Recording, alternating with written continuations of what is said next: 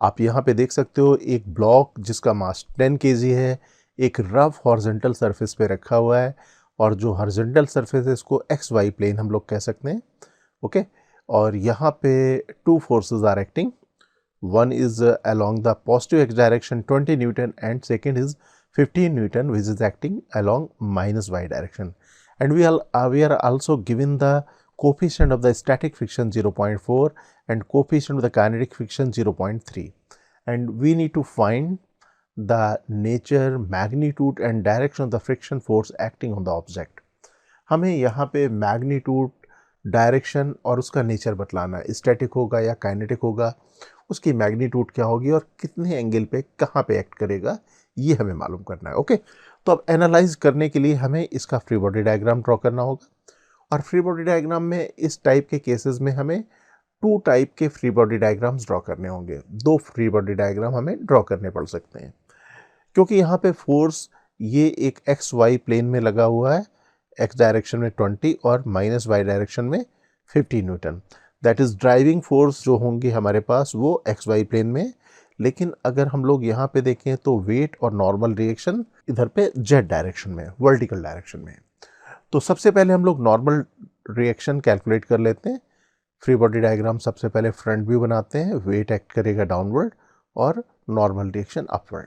Okay, इस free body diagram से हम लोग कैलकुलेट कर सकते हैं maximum resistive force acting on the object.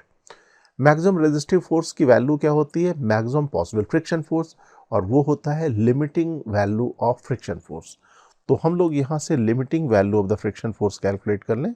हमारे पास n की वैल्यू आएगी mg, और m दिया हुआ है 10 kg, g की वैल्यू हम लोग 10 यूज़ कर रहे हैं, और म्यू s की वैल्यू हम लोगों को गिवन है 0.4।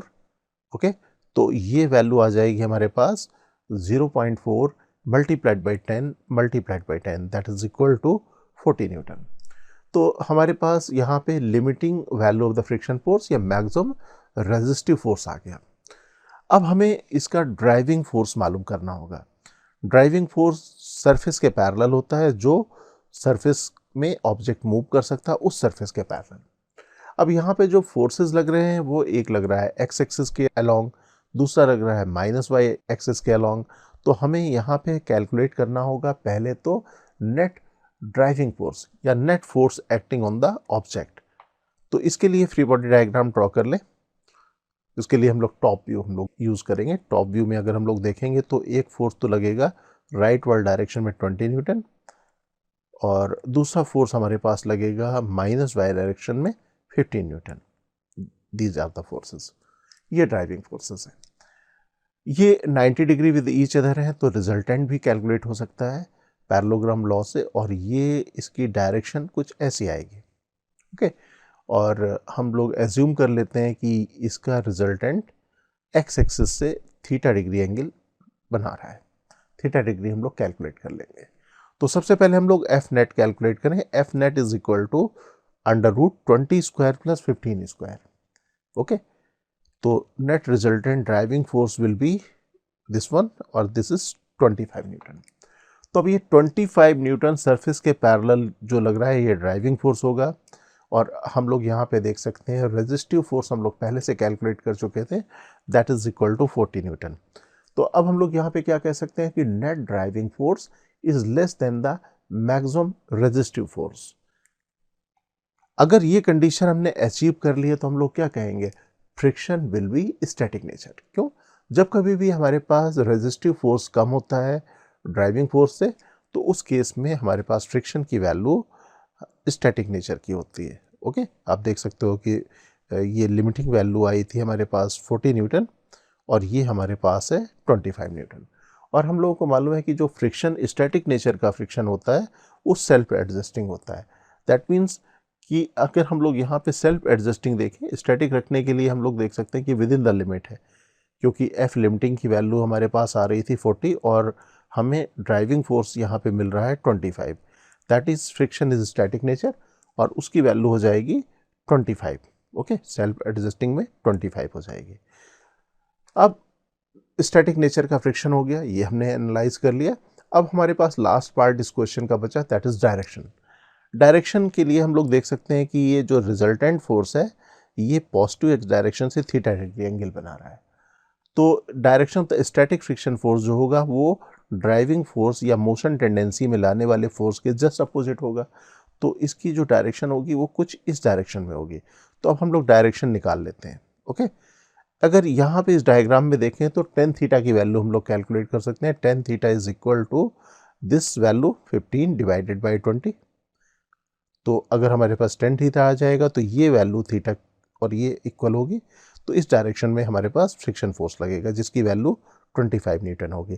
तो चलो अब कैलकुलेट कर लेते हैं। Tan theta equal to 15 divided by 20 that is equal to 3/4। और टेन थीटा इक्वल टू 3/4 हो तो थीटा की वैल्यू हमारे पास 37 डिग्री होती है।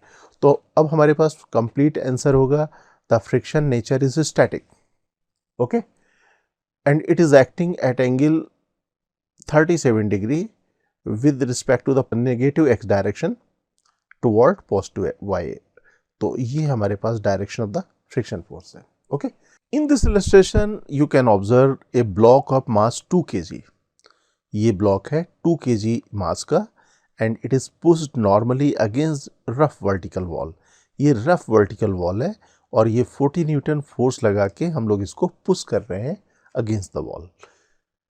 ये भी गिवन है coefficient of the static friction and kinetic friction both are equal and this is equal to 0.5। Okay, in next part of the question it is given another horizontal force of 15 newton. अब देख सकते हो ये 15 Newton इस wall के parallel लगने लगा, ये लेकिन 40 न्यूटन के परपेंडिकुलर है। क्वेश्चन है will the block move, if yes in which direction and with what acceleration. क्या ये ब्लॉक मूव करेगा, मालूम करना है कि फ्रिक्शन का नेचर क्या होगा। अगर स्टैटिक है तो ऑब्वियसली हमारे पास जीरो एक्सेलरेशन होगा, मूव नहीं करेगा।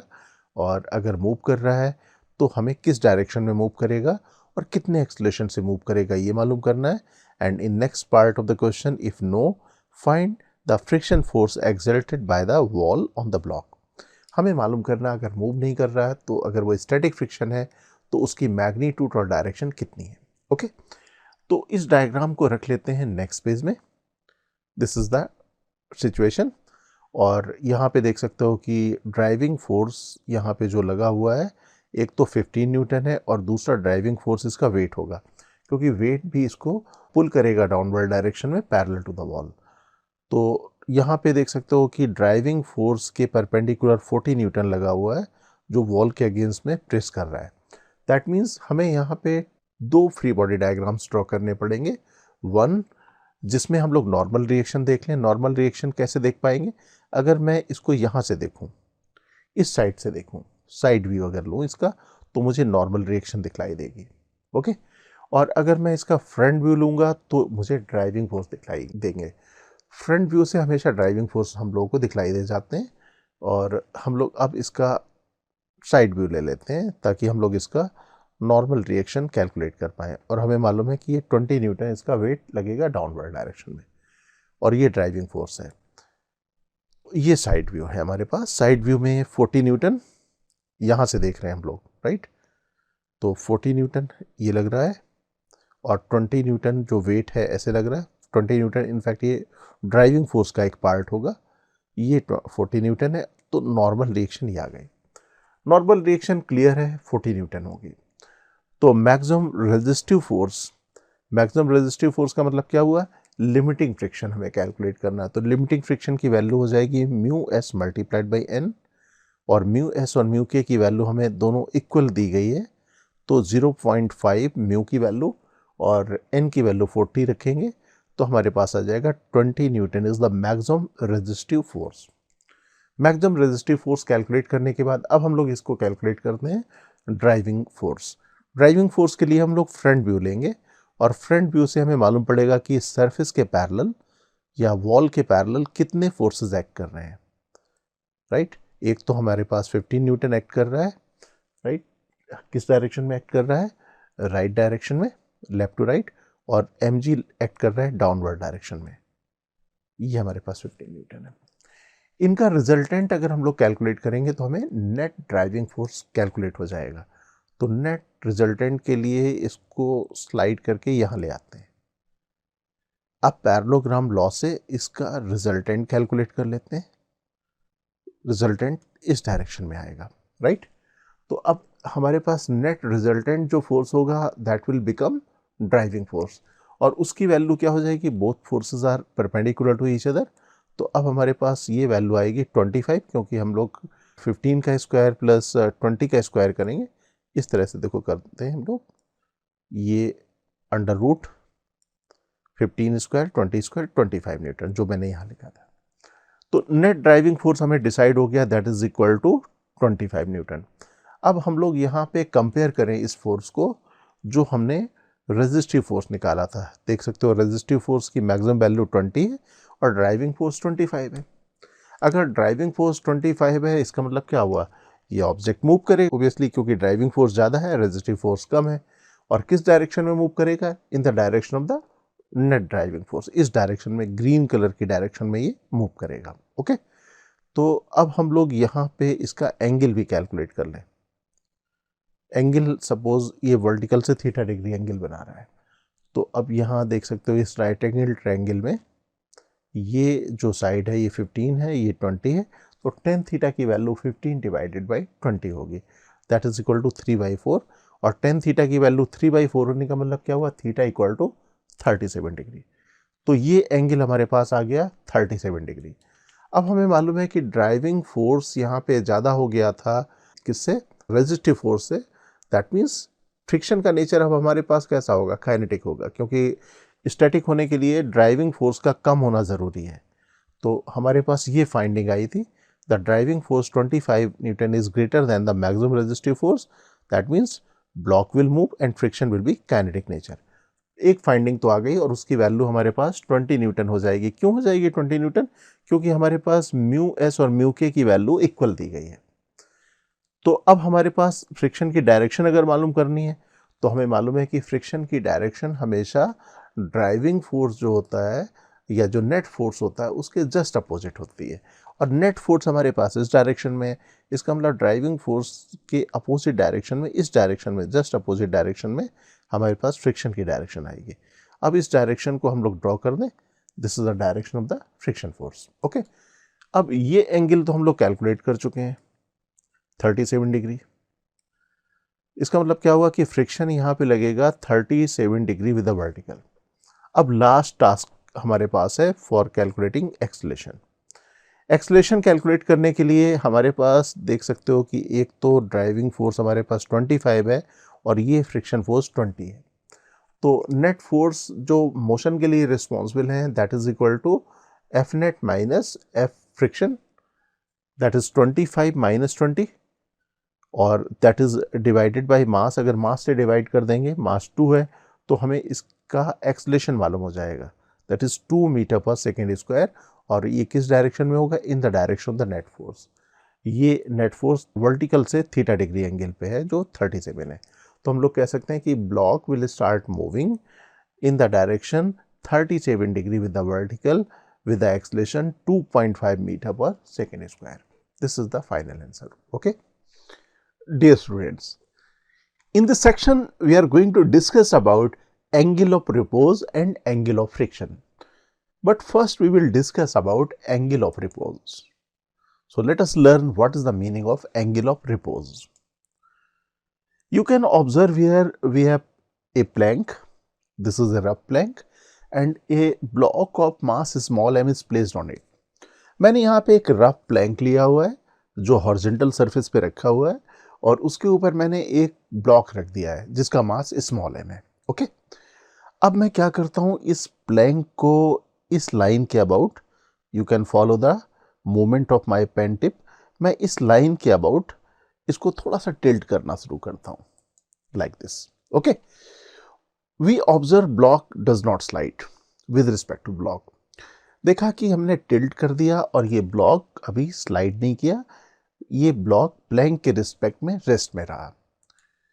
हम इसे फर्दर इंक्लाइन कर दें और टिल्ट कर दें, देखा अभी भी स्लाइड नहीं कर रहा है, अभी भी ये प्लैंक के रिस्पेक्ट में रेस्ट में है। और ऐसा प्रोसेस हम लगातार करते जाएं, that means if we keep on increasing the inclination of the plank, right. अगर हम लोग लगातार इस प्लैंक का इंक्लिनेशन इंक्रीज करते रहें तो एक सिचुएशन आएगी जिस समय ये जो ब्लॉक है प्लैंक के रिस्पेक्ट में स्लाइड करेगा इस तरह से, ओके। और जिस समय किसी एंगल पे स्लाइड करना शुरू करेगा उस एंगल को हम लोग कहते हैं एंगल ऑफ रिपोज, राइट। तो हम लोग यहाँ पे क्या कह सकते हैं, the angle of inclination at which the block just begin to slide is the angle of repose. अब इस प्रोसेस को हम लोग एक बार फिर से रिपीट कर लेते हैं कि अगर हम लोग कोई एक ब्लॉक को किसी रफ प्लैंक पे रख दें और इस रफ प्लैंक का इंक्लिनेशन लगातार इंक्रीज करना शुरू करें तो किसी एक इंक्लिनेशन में ये ब्लॉक प्लैंक के रिस्पेक्ट में स्लाइड करना शुरू कर देता है और उस इंक्लिनेशन को, उस प्लैंक के इंक्लिनेशन को हॉरिजॉन्टल के रिस्पेक्ट में जो भी इंक्लिनेशन है उसको हम लोग कहते हैं एंगल ऑफ रिपोज, ओके।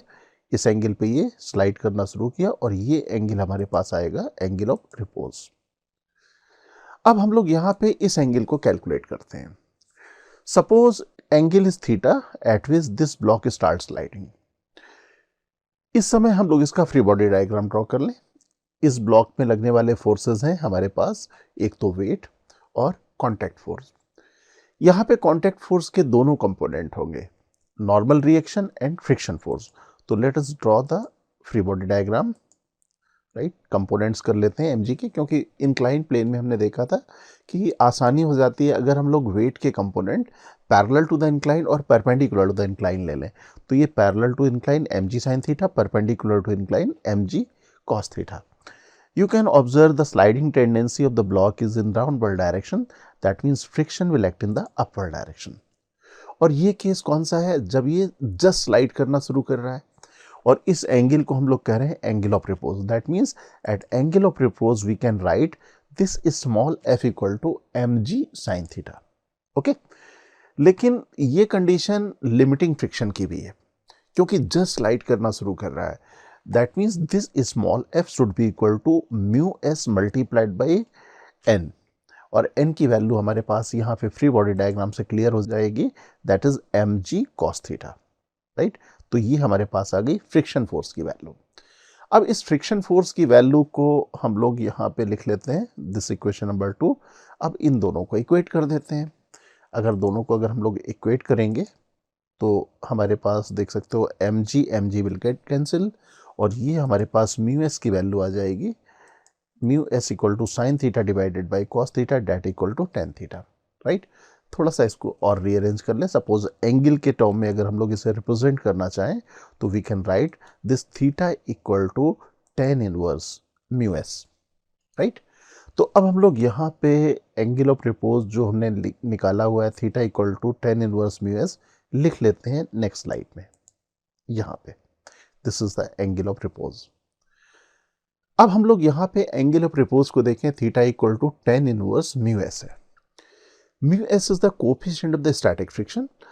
तो आप कह सकते हो कि this angle of repose is independent of mass of the object and also small g. That means this angle of repose is property of the surface only. इस surface की property, क्योंकि friction force जो है mu s इस surface की property है, और हम लोग यहाँ पे अब कह सकते हैं it is the angle of inclination of the Planck eight which block start sliding, this is about the angle of repose, okay. तो एंगल ऑफ रिपोज हमारे पास आ गया वो एंगल जिसमें कोई ब्लॉक रफ इंक्लाइन प्लेन में रख दें और रफ इंक्लाइन प्लेन का इंक्लिनेशन जिस एंगल पे ऑब्जेक्ट को स्लाइड कराने के लिए जस्ट सफिशिएंट होगा उस एंगल को हम लोग कहेंगे एंगल ऑफ रिपोज, ओके। अब एंगल ऑफ रिपोज से रिलेटेड एक इलस्ट्रेशन हम लोग डिस्कस करते हैं। चलते हैं एक इलस्ट्रेशन में।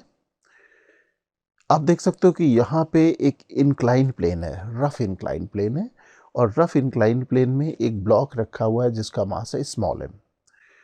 The coefficient of the static friction 0.75 और coefficient of the kinetic friction 0.70 है, ओके। और इसका इंक्लिनेशन, इंक्लाइन प्लेन का inclination with the horizontal is 60 degree, और अभी हमने एक पर्सन को कहा हुआ है कि इसको स्लाइड करने से रोके रहे, हेल्ड करके रखे रहे। तो क्वेश्चन पूरा है हमारे पास, a block of mass small m is placed on a rough incline plane, a block is release from rest. मैन हट गया, रिलीज कर दिया। अब क्वेश्चन है कि ब्लॉक विल स्लाइड और नॉट आफ्टर रिलीज, ये हमें डिसाइड करना है कि ब्लॉक आफ्टर रिलीज स्लाइड करेगा या नहीं करेगा। हमें गिवन है coefficient of the static friction और coefficient of the kinetic friction, और हम लोगों को मालूम है कि अगर हमारे पास इस इंक्लाइन प्लेन का इंक्लिनेशन जो अभी 60 डिग्री दिया हुआ है, इफ इंक्लाइन प्लेन का इंक्लिनेशन जो एंगल ऑफ रिपोज है उससे अगर ज़्यादा है तो स्लाइड करेगा, अदरवाइज नहीं। तो इसका मतलब ये हुआ कि पहले हमें एंगल ऑफ रिपोज कैलकुलेट करना होगा।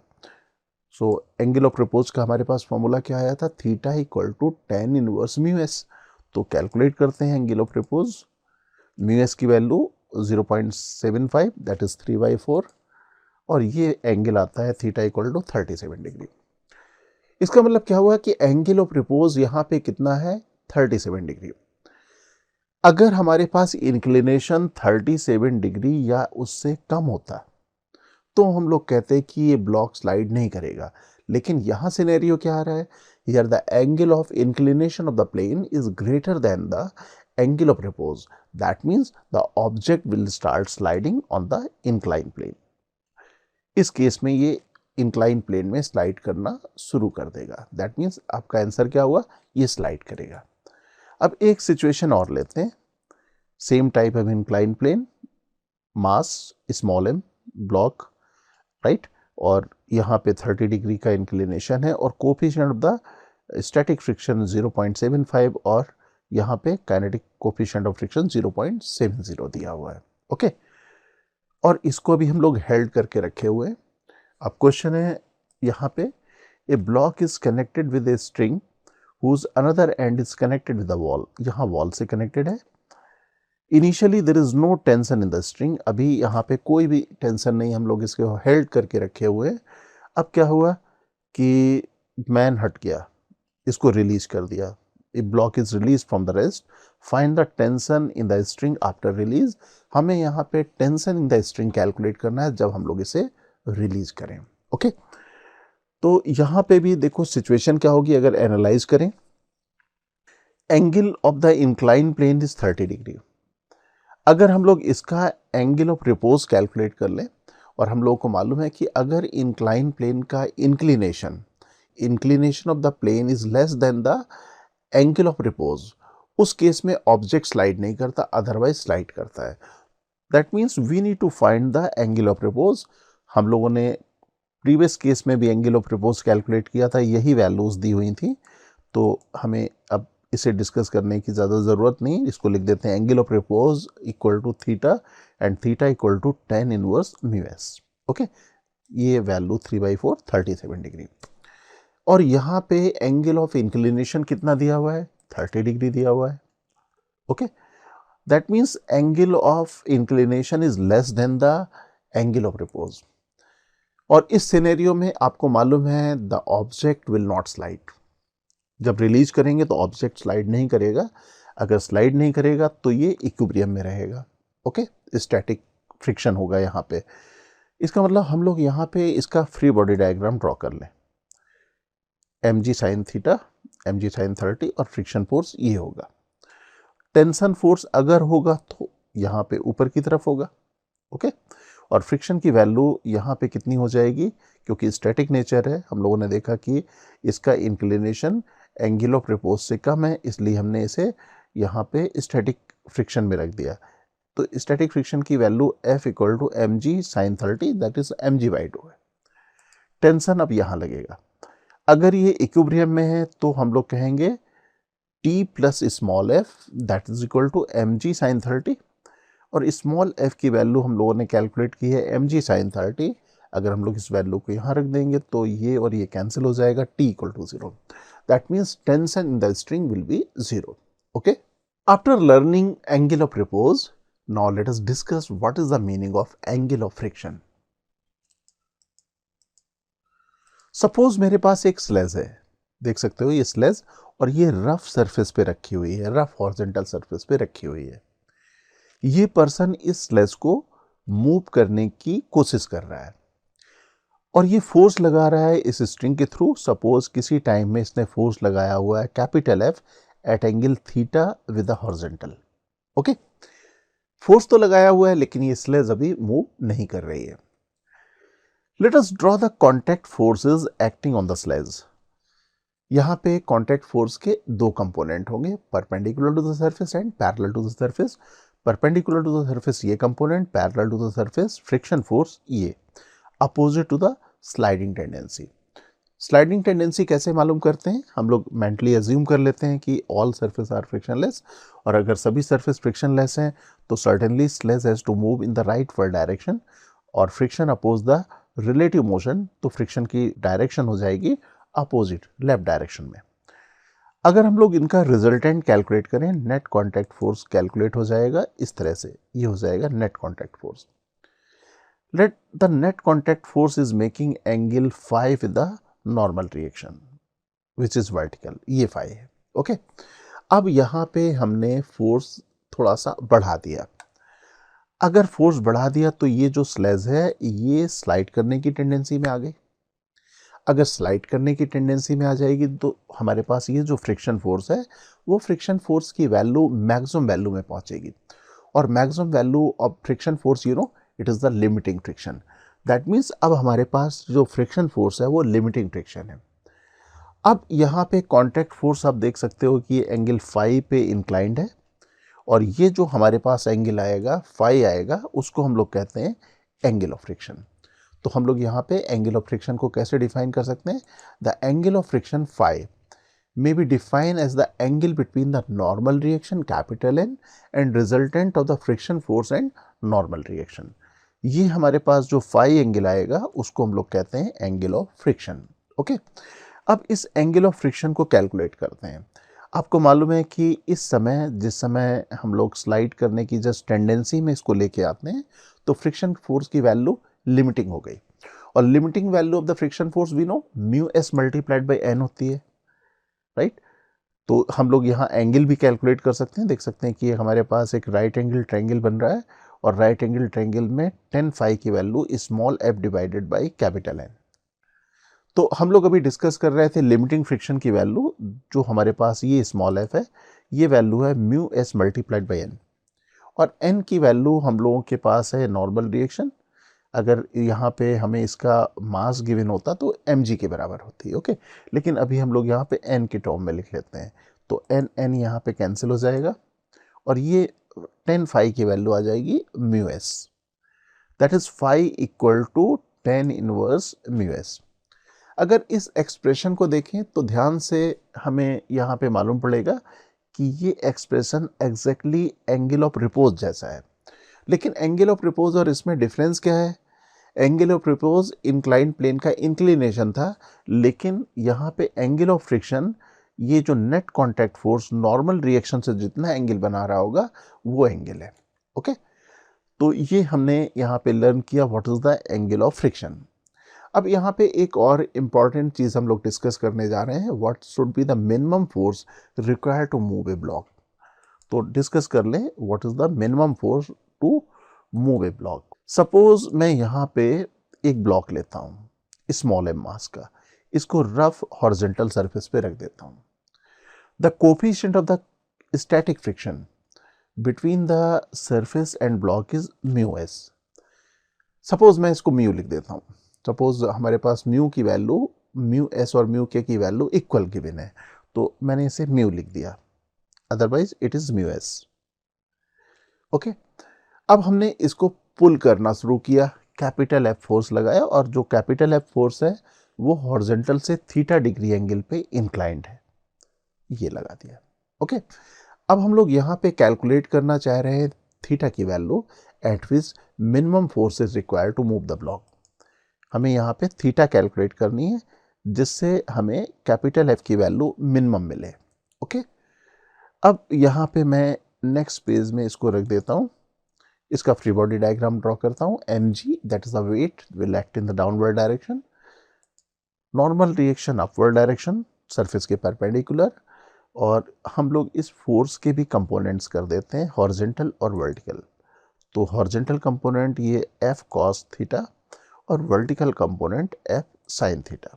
ओके, अब देख सकते हो कि स्लाइडिंग टेंडेंसी इसकी आएगी राइट वर्ड डायरेक्शन में, तो friction will act in the backward direction, ये फ्रिक्शन लग गया।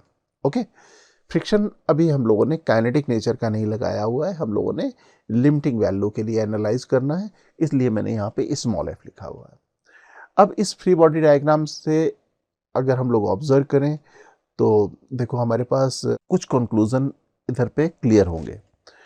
पहला कंक्लूजन तो हमारे पास ये होगा कि जो हमारे पास कैपिटल एफ फोर्स है, जैसे ये जो कैपिटल एफ फोर्स का आप देख रहे हो वर्टिकल कंपोनेंट है और एक हॉरिजॉन्टल कंपोनेंट है, तो वर्टिकल कंपोनेंट का यहाँ पे काम क्या होगा, it try to reduce the normal reaction, क्योंकि नॉर्मल रिएक्शन हम लोग लिखेंगे n equal to m g minus F sine theta. That means जो हमने अप्लाइड फोर्स है उसके दो रोल हो गए।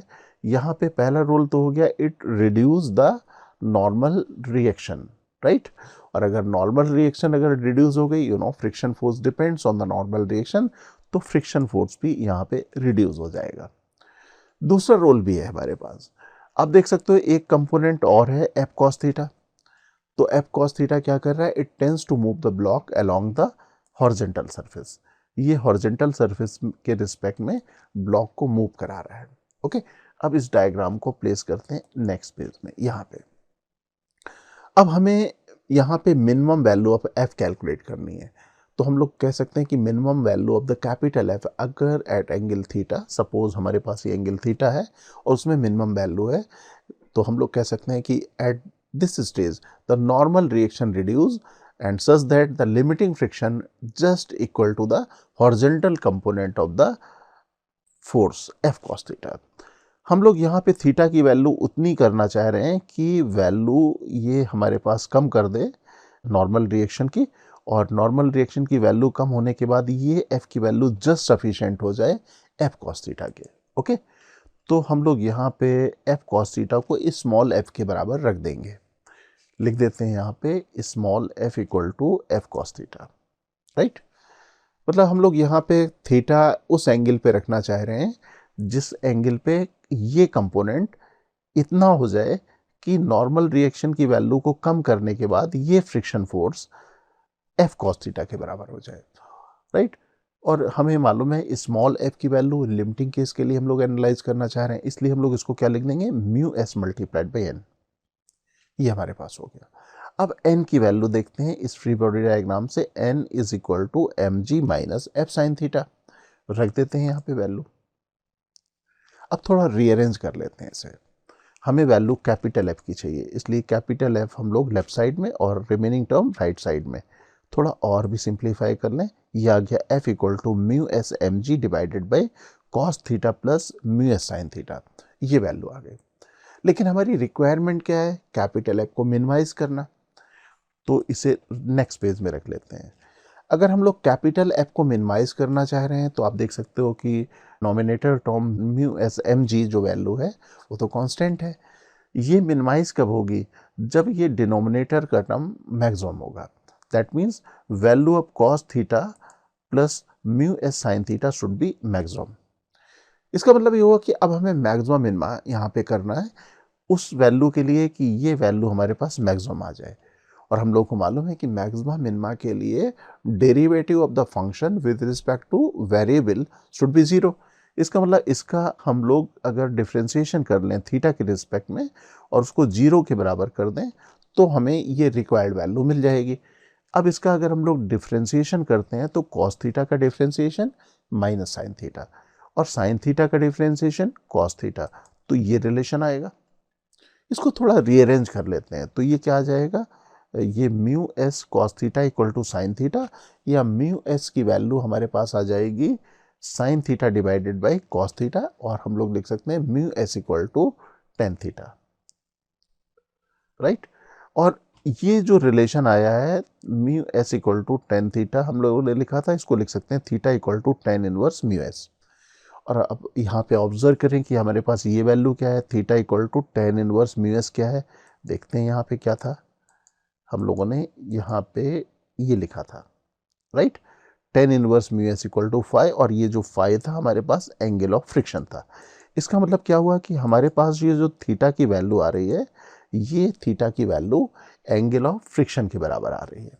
ओके, अब हम लोग यहाँ पे इसमें यहाँ वैल्यू सब्स्टिट्यूट कर देते हैं जो रिलेशन आया था, क्योंकि हमारे पास अब वैल्यू आ गई है म्यू एस की वैल्यू। म्यू एस की वैल्यू कितनी आई है? Mu s equal to tan theta और थीटा इक्वल टू 5 आ गया था। ओके, वैल्यू सब्स्टिट्यूट करते हैं, सिंप्लीफाई कर ले, tan theta equal to sine theta divided by cos theta, और फर्दर सिंप्लीफाई करें इसे, ये रिलेशन आएगा cos theta will get cancel, और sine square theta plus cos square theta equal to 1, तो ये वैल्यू हमारे पास आ जाएगी mg साइन थीटा, राइट।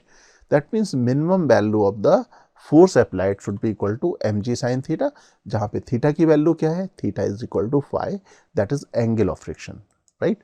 अब हम लोग यहाँ पे एंगल ऑफ फ्रिक्शन ये ड्रॉ कर देते हैं phi, that means this angle should be equal to phi, और इस एंगल में अगर हम लोग इस ब्लॉक को मूव करेंगे तो block will move with the least effort on the rough surface, और हमें फोर्स कितने एंगल पे अप्लाई करना पड़ेगा?